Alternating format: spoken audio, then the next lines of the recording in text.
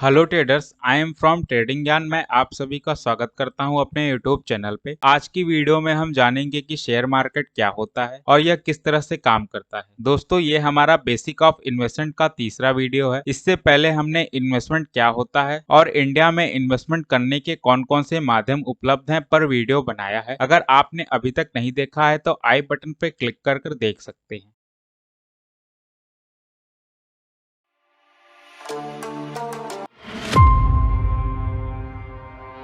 Stock market, share market, equity market, इन तीनों का एक ही मतलब होता है। यह वो मार्केट होते हैं जहां पे आप किसी कंपनी के शेयर्स खरीद सकते हो या बेच सकते हो। शेयर्स खरीदने का मतलब है कि आप किसी कंपनी में कुछ परसेंट ओनरशिप खरीद रहे हो, यानी कुछ परसेंट उस कंपनी के मालिक बन रहे हो। अगर उस कंपनी को कुछ प्रॉफिट होता है तो कुछ परसेंट उस प्रॉफिट का आपको भी मिलेगा। उस कंपनी को अगर कुछ लॉस होता है तो कुछ परसेंट लॉस का आपको भी सहना पड़ेगा। सबसे सिंपल लैंग्वेज में मैं आपको इसको एक एग्जांपल से समझाऊं तो दोस्तों, मान लो आपको एक नया स्टार्टअप खोलना है। आपके पास 10,000 रुपीज हैं, लेकिन वो काफी नहीं है। तो आप अपने दोस्त के पास जाते हैं और कहते हो कि तू भी 10,000 रुपए लगा और हम 50-50% पार्टनरशिप करेंगे। यहाँ पर आपकी कंपनी का फ्यूचर में जो भी प्रॉफिट होगा 50% आपको मिलेगा, 50% आपके दोस्त को मिलेगा। इस केस में आपने 50% शेयर्स अपने दोस्त को दे दिए हैं। यही चीज बिग स्केल पे शेयर मार्केट में होती है। यहाँ पे डिफरेंस ये है कि वहाँ पे आप अपने दोस्त के पास नहीं जाते हैं, पूरी दुनिया के पास जाते हो और कहते हो कि आओ मेरी कंपनी में शेयर्स खरीदो।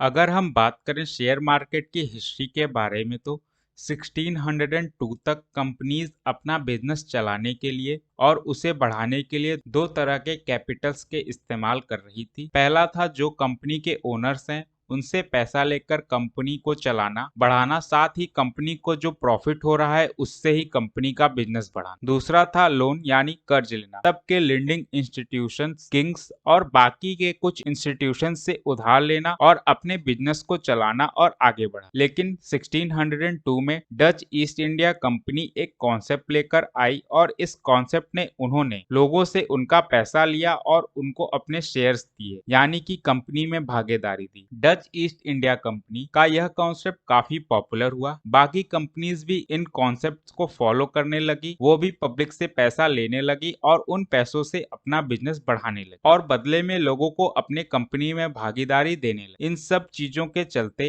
एम्स्टर्डम स्टॉक एक्सचेंज शुरू हुआ, जो कि दुनिया का सबसे पहला स्टॉक एक्सचेंज माना जाता है। ये कॉन्सेप्ट इतना पॉपुलर हुआ कि बाकी कंट्रीज में भी यह तेजी से फैलने लगा, जिसके बाद पोर्तुगाल, फ्रांस, स्पेन, इन जैसे कंट्रीज में कई सारी कंपनीज ने लोगों से पैसे रेस करना शुरू किया और इस तरह अलग अलग कंट्री में शेयर मार्केट शुरू हुए। फिर 1773 में लंदन स्टॉक एक्सचेंज शुरू हुआ। साल 1870 में NYSE that is New York stock exchange शुरू हुआ, जो कि दुनिया का सबसे बड़ा स्टॉक एक्सचेंज है। NYSE वॉल स्ट्रीट पर स्थित है, इसलिए कई बार US स्टॉक एक्सचेंज मार्केट का जिक्र वॉल स्ट्रीट के नाम से भी किया जाता है।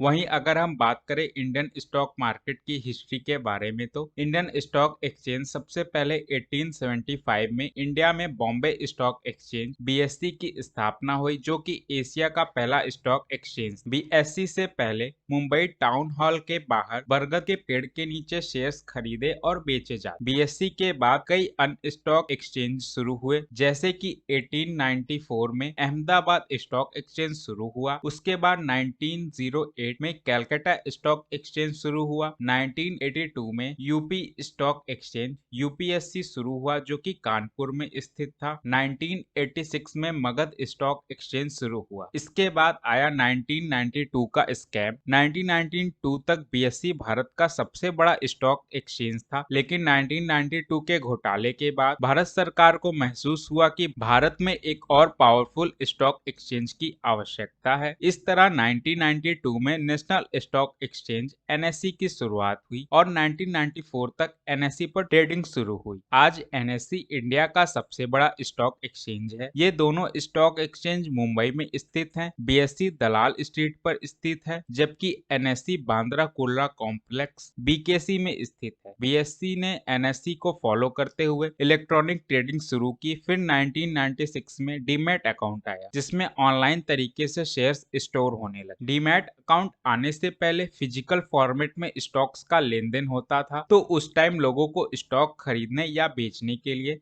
स्टॉक एक्सचेंज जाना होता था। लेकिन डीमैट अकाउंट आने के बाद यह प्रॉब्लम सॉल्व हो गई। साथ ही कई बार फिजिकल शेयर्स फट जाते थे या और कई बार चोरी भी हो जाते, तो ये सारे प्रॉब्लम्स को डीमैट अकाउंट ने सॉल्व। 1996 में निफ्टी 50 जो एनएसई का मुख्य इंडेक्स है वो शुरू हुआ था, और सेंसेक्स जो कि बीएसई का मुख्य इंडेक्स है वो 1986 में शुरू हुआ। सेंसेक्स और निफ्टी क्या है, इस पर डिटेल वीडियो इस सीरीज के अगले वीडियो में इसी की चर्चा की जाएगी।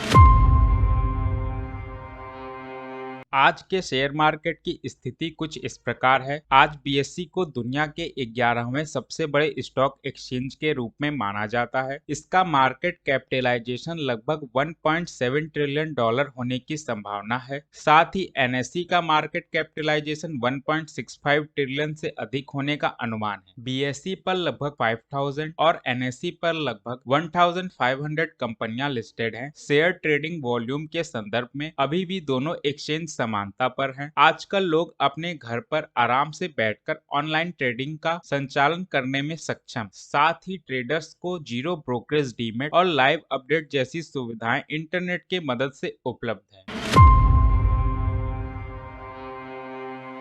अगर एक कंपनी को स्टॉक एक्सचेंज पर जाकर अपने शेयर्स बेचने हैं तो इसे कहते हैं पब्लिक लिस्टिंग कराना उस कंपनी। अगर कोई कंपनी पहली बार अपने शेयर्स बेच रही है तो उसे कहते हैं आईपीओ, इनिशियल पब्लिक ऑफरिंग कहा जाता है, यानी पब्लिक को पहली बार अपने शेयर्स ऑफर करना। ईस्ट इंडिया कंपनी के दिनों में इसे करना बहुत आसान था। कोई भी अपनी कंपनी को सामने लाकर शेयर्स बेच सकता था, लेकिन आज करंट टाइम में यह प्रक्रिया बहुत लंबी और कॉम्प्लिकेटेड और होनी भी चाहिए, क्योंकि सोचकर देखिए लोगों को स्कैम करना कितना आसान है। कोई भी अपनी फेक कंपनी बनाकर स्टॉक एक्सचेंज में बैठ जाएगा और बढ़ा चढ़ाकर कहेगा कि मेरी कंपनी की इतनी वैल्यू है और मेरी कंपनी ने इतना कुछ किया है। वो लोगों से झूठ बोलेगा और लोग बेवकूफ बनकर उसकी कंपनी में पैसे इन्वेस्ट कर देंगे। इसके बाद वह पैसा लेकर फरार हो जाएगा और इस तरह से किसी को धोखा देना बेहद आसान हो सकता है। भारत ने अपने इतिहास में बहुत से स्कैम्स देखे हैं, जैसे Harshad Mehta scam, Satyam computer scam.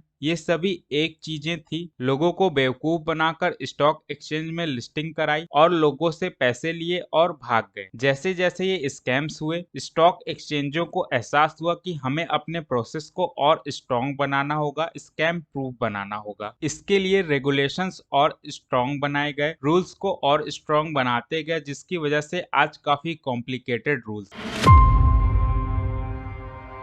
Securities and board exchange of India SEBI एक रेगुलेटरी बॉडी है जो उन सभी चीजों को देखती है, जैसे कि स्टॉक एक्सचेंज में किन कंपनियों को लिस्ट किया जा रहा है और सही तरीके से किया जा रहा है या नहीं। और अगर किसी को अपनी कंपनी को स्टॉक एक्सचेंज पे लिस्ट कराना है, उस व्यक्ति को पहले सेबी के नॉर्म्स को फुलफिल करना होगा। उनके नॉर्म्स बहुत स्ट्रिक्ट हैं। उदाहरण के लिए आपकी कंपनी के अकाउंटिंग पर बहुत सारी चेक और बैलेंसिंग होनी चाहिए। कम से कम 2 ऑडिटर्स ने आपकी कंपनी की अकाउंटिंग को चेक किया होना चाहिए होगा। करीब 3 साल तक लग सकते हैं इस पूरे प्रोसेस। 50 से ज्यादा शेयर होल्डर्स ऑलरेडी होने चाहिए आपकी कंपनी में, अगर पब्लिक लिस्ट कराना है किसी कंपनी। जब आप उनके शेयर्स बेचने जाते हैं लेकिन लोगों के बीच इसकी कोई डिमांड नहीं होती है, तो सेबी आपकी कंपनी को स्टॉक मार्केट से हटा भी सकती है। अगर मेरी इस वीडियो से आपकी नॉलेज में कोई भी वैल्यू ऐड हुई है तो दोस्तों मेरी इस वीडियो को शेयर करें, जिससे ज्यादा से ज्यादा लोग शेयर मार्केट के बारे में जान सकें। हमारी अगली वीडियो में हम जानेंगे कि शेयर मार्केट में प्राइमरी मार्केट क्या होता है और प्राइमरी मार्केट के द्वारा कंपनियों की लिस्टिंग कैसे होती है।